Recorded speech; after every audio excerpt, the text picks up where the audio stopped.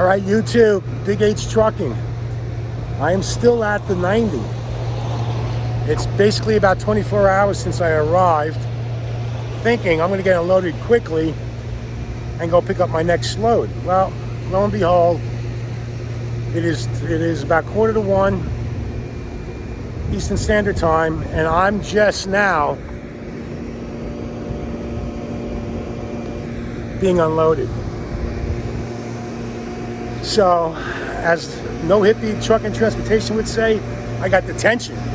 Now, how much detention are they going to pay me? I don't know. That will come. That will all be. I think it's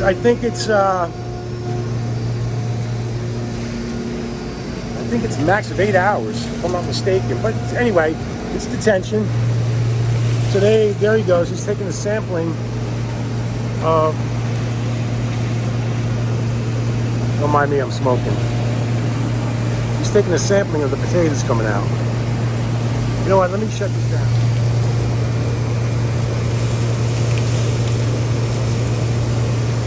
That's my truck.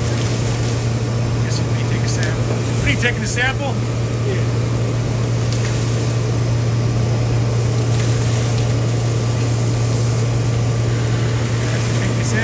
That's where you get your potato chips from, folks. That's the truck. That's the trailer.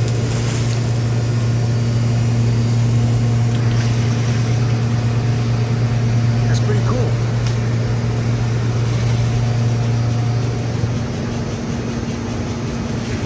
So once he takes the sample, obviously they'll start unloading. All the potatoes. I think it's way up there.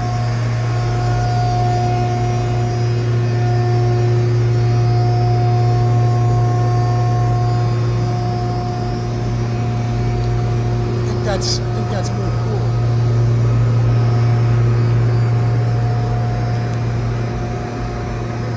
Those are the pistons. Gotta bring it up.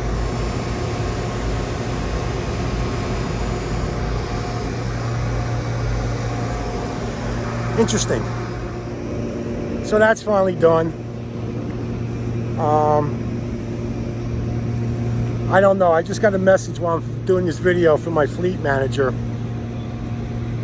They obviously have to change the times and dates on the 01. At least I think they are. Because I still got 100 miles to run to the Raffine, which is the nearest. There is a truck wash up here. I called this morning. The phone just rang. I've been to that place before. They've done a good job. It's my fifth wheel. Not that you care, but they do a pretty good job, but they're not always open. So it's a little frustrating, to say the least. So because my 01 is only 30 miles away from Raffine, there's a blue beacon there. I'll go there and go get a washout. Now, it is just turned sunny. It was overcast all morning. It was drizzling, actually. It rained basically all day yesterday. From the time I left the truck stop to the time I got here, I was pretty much in rain the whole way. So it finally broke. So I don't know how many people are going to be waiting online when I get there. He said it's about an hour and a half for it to get unloaded. Then I got to go around. I got to go weigh myself, empty, wait for my bills, and then submit my bills, and I can finally take off. So it is, it's only 12:33 right now. So it's 12:33. I should be out on the road by 2. Get to Raffine by 4:30. Get fuel, because the reefer is almost sucked dry. I mean, thank God I filled it up. When I fill up the reefer, I don't fill it up till it pops. I pull out the nozzle and I put fuel in really slowly until it comes all the way up to the top. If I didn't do that, there's a good chance I would have ran out of reefer. Very, very good chance I would have ran out of reefer fuel, because you never know when a situation happens. Now in this case over here, you said they had 2 busted belts blow out about 10:30 last night, and guess what? They didn't have no spare parts. They had to wait till the morning to get it fixed. So there was they fixed it about 2 o'clock last night, they had a special delivery come up. I didn't see it, but they had a delivery come up. And he said, but they only had one of the 2 belts. They could run it, but that'd go really, really slow. So I was the 4th truck in line from the time I got here yesterday. And like I said, it's 12, or it's 24 hours later, and I'm just getting unloaded now. So obviously they fixed the problem. They seem to have sped up the process, because there was a prime guy in front of me. He had the 9 p.m. He had the 11 p.m. unload last night. I had the 2 a.m. unload this morning. So, I mean, I'm just grateful that I, always fill up the fuel. I'm always thrilled that I fill up the fuel to the rim, because I don't want to ever be caught in the predicament, because the nearest truck stop right here. Oh, I guess I'm wrong. The nearest truck stop is about 20 miles. That's where the washout is. But it's not in prime. It's not in the prime network. No big deal. I can always put a couple bucks out of my own pocket into the fuel tank and get reimbursed. So, but whatever. I was thinking something else. But that means I have to leave the premise, possibly lose my time online, because you're not here and you go. They're like, well, it's up to you. If we call you, you're not here, we go to the next guy, and you go back to the end of the list. The last thing I want to do is spend 3 days here. So anyway, I came prepared, came with food, so I was content. Didn't have a good night's sleep, because you're waiting and you're anticipating a knock on the door.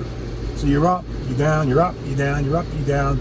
Now I knew there was a couple trucks in front of me, so I would get up and look over and see, oh, they're still there, and I go back to sleep. An hour later, I get up, oh, they're still there, so it's that broken sleep. That's not the best thing in the world for you. So again, they're in the process of rescheduling the whole trip. I'm still going to the same place. Instead of delivering tomorrow at 6 o'clock in the evening, it'll probably be, what's tomorrow? It'll probably be Saturday sometime. So I'll pick up tomorrow. Tomorrow is Friday, so I'll pick up tomorrow, Friday morning, head out there and deliver Saturday afternoon, Saturday evening, and go from there. So that's the life of an OTR guy, man. Or it could be local too. It doesn't matter. When you go and you expect to get unloaded. In my case, I expected to get unloaded a lot sooner than 2 a.m. And to my disbelief or belief, because anything can happen. I've been in these situations before. Just make sure you come prepared. Make sure you got what you have. Food and water and the essentials, but in that case, I'm down to less than a quarter tank of reefer fuel. It's been running on produce sensitive since I put fuel in it at 5 o'clock in the morning when I left the truck stop. So that's the story. I'm sticking to it. Like I said, the next adventure is getting out of here. Going 109 miles to Raphine to go get it washed out the Blue Beacon, depending on how long that line is. Hopefully, it's not going to be long, but potato loads, when they clean out the potato loads, it tends to take a lot longer, because they all get stuck in the seams. I think I mentioned that a few times, which for the life of me, I don't understand why they send, I don't know, you should put down plywood or something, I don't know, special trailers for potato loads, because they guys, well, anyway, I don't pay for it. Those guys got to break their ass with scrapers and, I guess, picks or whatever you call them. And they got to get in between the seams and get those potatoes out, because they get smashed under all that weight. They get smashed in those grooves. So that's it, man. So I'm just chilling out. BigH Trucking is signing off, and stay healthy. I'll make a video before the New Year's. Happy New Year. Stay safe, and yeah, keep on trucking, man. All right, YouTube. Final conclusion. I'm out of here. 26 hours and 45 minutes. We's out of here. Now it's time to go. As you can see, they burn a little fuel making chips, making your potato chips that we all love so dearly. Burn a lot of fuel. I don't think the environmentalists would be too happy about this stuff. I don't know if solar power would do it, folks. But anyway, that guy's been here. He said he got here at 3:30 last night. So he's the first one. I'm the last. I'm actually the first one on the 28th to be unloaded. All the ones before me were supposed to be unloaded yesterday. So we've got one. They're pretty much caught up. They got 1, 2, 3, 4 trucks. 4 trucks raring to go. So anyway, I'm finally out of here. The good news is they have detention stamped all over the paperwork, so I don't have to use a detention stamp. All that good stuff. It's all documented. It turned out to be a good paying load. Turned out to be even better paying load.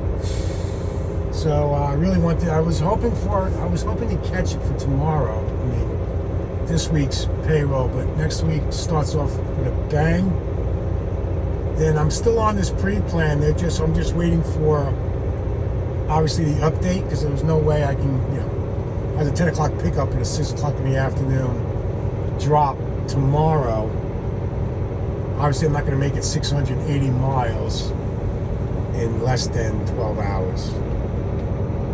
So I still got to get washed out, get fuel, get some food. I would love to take a shower. Kind of restack the truck. But anyway, I'm still on the load. Just waiting for, like I said, waiting for the update on the delivery, on pickup and delivery. Obviously, that's all going to change. Anyway, just wanted to kind of bring it to a conclusion. It's not a bad. I've delivered here 3-4 times. This is the place where I had the snafu, where there's a piece of I-beam when you get on the scale. If you don't get it right, it's going to catch you 2 tandem tires on the right side. And I happen to be the recipient of 2 blown out trailer tires. But I've been here 3 times. This is my 4th time. And I don't mind coming here. It's pretty cool. There's overnight parking, obviously. Even if you run out of time, you come here.